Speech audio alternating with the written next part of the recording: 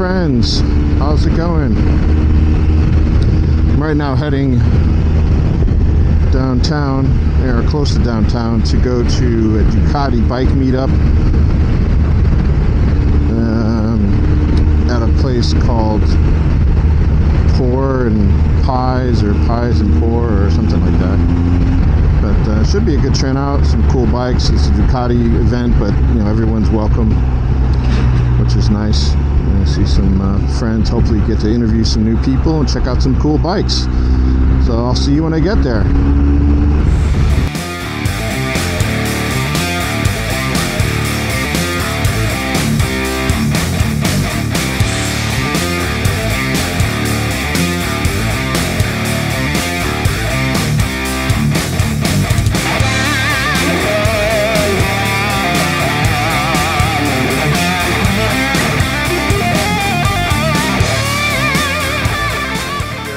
With our new friend Franchesca. What's up? How's it going, Franchesca? Nice to meet you. Nice to meet you. Yeah, it's cool. So we're out here in the wind. It's a windy day. You can see those trees up there.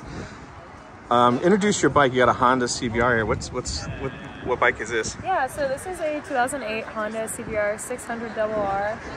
New to me, actually. I just got her in the last couple weeks. I've been riding for a little bit over a year. My first bike was an R3, which I highly recommend if you're looking at any starter sport bikes. And I think the 600 Sport definitely is not a beginner bike. Even though I've had a year of experience, that's still not as much as some people think you need for a 600. So I've been taking it pretty slow. I haven't been doing anything too crazy yet. Just kind of testing out acceleration from a stop, acceleration while I'm going. But it's a lot of fun. Do you practice like in parking lots, any like figure eights and slow speed stuff, or? Not yet on this bike, but when I took my MSF course, I had gotten my R3 shortly after, and I took it out to a couple parking lots to really learn how to ride on it. I definitely need to take this thing out to a parking lot sometime soon. What you've done to the bike so far is we were just talking the exhaust. Yeah, right? So this is a full Yoshi exhaust on the 600. It's not super loud because it still has the cats in it. My previous bike was straight piped, and that was a bit loud, so I definitely was a little bit glad that this one still had the cat on it.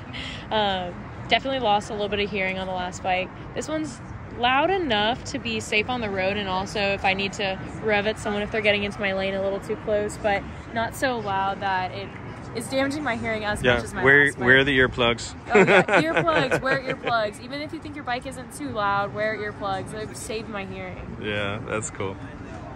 It's a nice bike though. Thank you so much. What was the thing that kind of frightened you the most about riding a bike for the first time? I think I learned how to ride motorcycles in Austin, and the roads here are definitely kind of precarious. A lot of the intersections are pretty gravelly and or torn up. So I think turning always scared me a lot. I was always really scared I would give it a little too much gas into the turn and low side, which I did do a couple times, luckily in not busy intersections. And with my 300 that had really good crash bars on it. So I tipped over a couple times. I think the big thing is don't be scared to drop your bike. Yeah, everybody does. Put crash bars on your bike when you were first starting. Those really saved me. They really saved my fairings. It is kind of embarrassing to like work on picking up your bike, but look, I haven't dropped this one yet. I think it's because I got all the drops in on the R3. Mm-hmm. But yeah, everybody drops their bike. Don't be scared to drop your bike. Just don't try to do it too much. All right, very cool. So this week is Moto-GP here in Austin. There's so many meetups right now. We're at a Ducati meetup. Are you going to any of the MotoGP stuff or any other I may go parties? to a couple of the watch parties that they have that I've seen posted in a couple of the different riding groups. I was not able to get tickets for this year. Price was a little bit too much for me, but I'm definitely going to watch like clips and stuff of it online. And I have a couple friends who are going, so they told me they would send me some videos, so I'm excited about that. Well, there's plenty of parties here. We have such a vibrant motorcycle community here in Austin. Francesca, thanks a lot. Yeah, thank you so much. It's very nice to meet you. We're here with our new friend Eric. Eric, what is up? Nice to meet you. Great to meet you, Jeff. How you doing? Good, so you cruised, and I saw you cruising in on a beast here. What is this thing you got? So this is my 2006 Hayabusa. Got it not that long ago. It's only got 3,500 miles on it, so it's sat in Houston warehouse for about 15 years. Oh, yeah. wow. So yeah, and I've had it for 3 months. I traded my Indian Scout for it. So yeah, it's like well, that was a difference. Dude, that's a huge difference in riding style. Yeah, no, I knew I didn't like really want the Scout, but like I saw it on like Craigslist, and it was like a deal I couldn't pass up. So I got it, had it for a couple months, and then just listed it, put it on Facebook Marketplace to see like what I could get for it. And this guy in Houston was like, yeah, I'm getting too old for these sport bikes, so made me an offer, and I was like, shit. Let's do it. So you trailered it up for me and everything, yeah. Oh, nice. So, what was the biggest difference for you getting on this? Because this is a very powerful bike compared to your Scout. So I've had a couple pretty powerful. I had an R1, and then I also have an FTR 1300 right now. So I'm pretty used to like big fat powerful bikes. So it wasn't too big of a difference, but I did like the first time I did like a full throttle pull in second gear. It's like the speedometer just like starts warping. You see things like start flashing. But yeah, no, it's been great. Do you know how much horsepower this has off the top of your head? Ooh, 175-ish, give or take a little bit. Then like right around 100 foot-pounds of torque maybe. So yeah, and it's got a I think around an 8-inch stretch. So it doesn't want to wheelie at all, which is great. Yeah. And so what has been done to the bike from stock? So it's got the stretch on it you just mentioned. Yeah, so from what I know, it's mainly the stretch and the exhaust. Exhaust, yeah. That's about it from what I know. Oh, so these are like aftermarket fairings. So that's another thing that's been on. So you can see like through the tank, it used to be this bluish silver color, but I think apparently like just because it's set for so long, the original set of fairings started looking like banged up and like not that nice. So the previous guy ordered a full set of fairings for it. Oh, okay. Besides from that, I think this plating here is, or just as Hayabusa. I think that's also not factory. And then other than that, it's only like the clutch cover and the brake cover. That one I did, but everything else was done by the previous owner. Oh, okay. Very cool. Well, thanks for introducing the bike. Yeah, nice to meet you. Good meeting you, Jeff.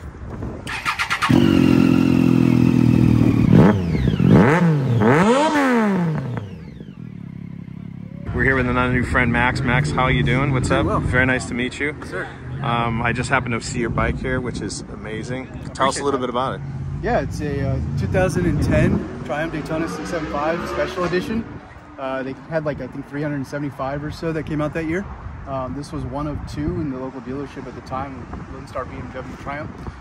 So I picked it up, been the original owner, and tried to take care of it the last 14 years, and just had some little modifications here and there along the way. So, yeah. What have you done anything to it, or is it pretty much stock the way you got it? It's not stock. So I've done a exhaust. As far as I did the manual cam chain tensioner, done some other internal mods. Ripped out the exit valve, pinned it, and then taken off some of the other Euro compliant things, at the time. Okay, so, yeah. So it breathes a little better. Very loud. Started adding some carbon fiber pieces this year, which has been very hard, to say the least. I've waited way too long, but now that I had some funds to go ahead and do it, I wanted to go and get those pieces. So yeah, I've just kind of been tricking it out the last little bit here, like I said. So we'll see. So is this your? Do you have other bikes that you ride? Or I do have another bike I just recently purchased. It is a 2023 Triumph Thruxton RS. Oh, okay. So I just recently purchased that. Gives me a little different riding style and allows me and my daughter to go for rides a little easier than her trying to be way up here on the back pillion and lean way over. So getting her a little more comfortable on the bike has been fun. Oh, that's nice. Yeah. Very cool. And how long have you been riding? I've been riding since 2008. This was actually my second bike. I upgraded from a 08 Suzuki SV650 SF. Oh, okay. So had that for about 2 years, and then saw this. Just kind of fell in love with the colorway and kind of the brand and everything else. So. And you were saying that this is it's a special edition. So there was how many? Do you know total made? I think there was like 375 that they brought to the States. At least that was the original number. They may have brought more after the popularity. But as far as when I purchased it, yeah, the numbers were in a limited series. There wasn't any like the new bikes have the actual number plates on them. Unfortunately, this doesn't have that, but it was a very low number bike at the time. So. Oh, okay. Very cool. It's a very sharp bike. Sounds Awesome. great. Appreciate it. Thank you. All right, thanks so much, man. Yep.